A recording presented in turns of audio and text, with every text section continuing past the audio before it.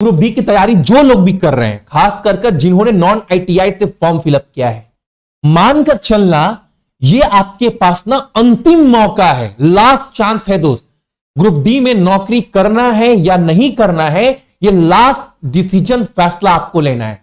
इसके बाद in future जब भी बहाली निकलेगी, ये मानकर चलो दोस्त उसमें आईटीआई अप्लाई होगा। अब आज ही ना दो स्टूडेंट को फोन किए, मैंने बोला ना, हालांकि वो दोनों रेलवे क्वार्टर में रहते हैं, तो मैंने बोला वहां जितने भी छात्र जो ग्रुप डी में जिनका हुआ है सबसे बात करवाइए और सुनवाइए सभी स्टूडेंट को ना कि रेलवे में आईटीआई का काम है क्या। हालांकि जब से रेलवे बना है ग्रुप डी में आज तक आईटीआई अप्लाई नहीं हुआ, ये नया नया सिस्टम सुन रहे हैं।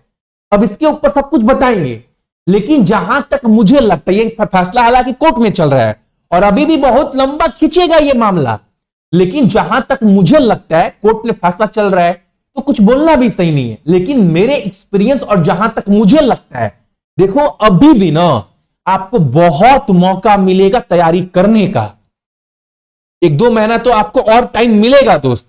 और जो नॉन आईटीआई वाले, देखो 32,000 बहाली था ना, बहाली था कितना, 32,000। तो आप सोचो कितने करोड़ों फॉर्म गिरा होगा दोस्त, और उतने सारे बच्चों का पैसा रिफंड करना, फिर एग्जाम सेंटर बुक करवाना, जैसा रेलवे बोली है एग्जाम सेंटर बुक करवा दिए हैं, अब दोबारा से कैंसिल करवाना, फिर सारे बच्चों को पैसा रिफंड करवाना, इसमें तो दोस्त फिर 1 साल बर्बाद हो जाएगा, फिर साल चल गया।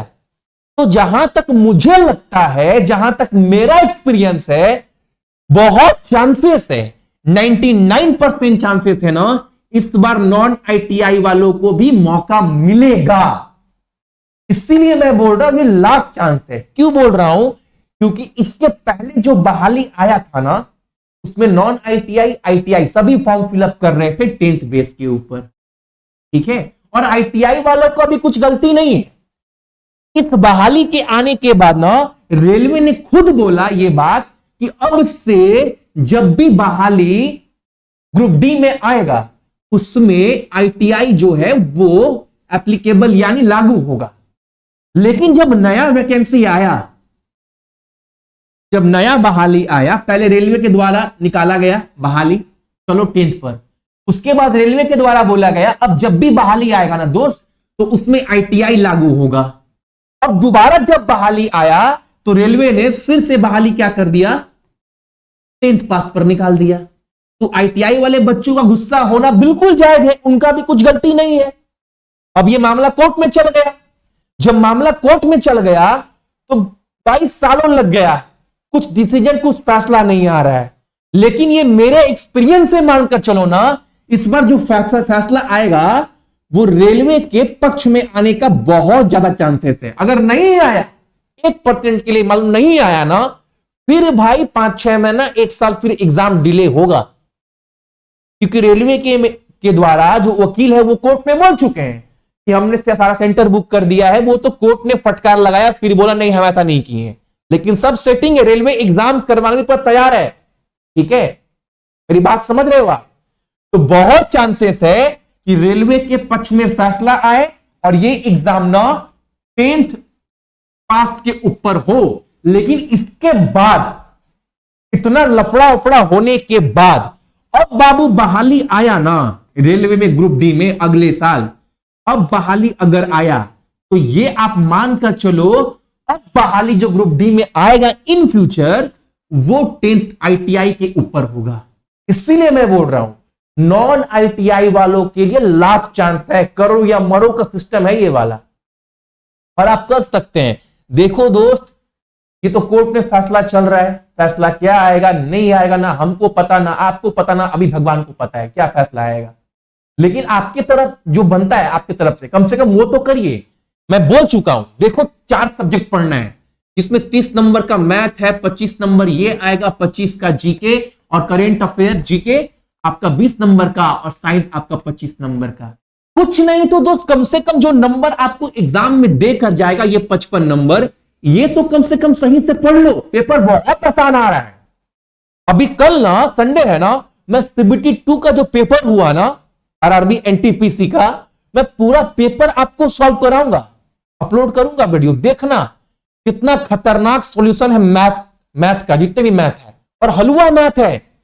अगर आप ढंग से पढ़ लो ना तो मैथ रीजनिंग बाबू आप आराम से समाप्त कर सकते हैं।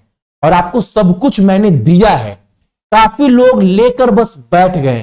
पढ़ो दोस्त पढ़ो, एग्जाम में जाएंगे ना आप तो आप बोलिएगा किसी ने घर बैठे कोर्स पहुंचाया था बहुत कम दामों में और हर एक चीज भैया वहां से एग्जाम में आया है। कुछ नहीं ना दोस्त, तो ये 55 नंबर आपको मैं देकर जा रहा हूं। जितने लोग भी कोर्स लेकर बैठे हैं ना, ईमानदारी से पढ़ लो, हर एक चीज उसी कोर्स के अंदर आएगा।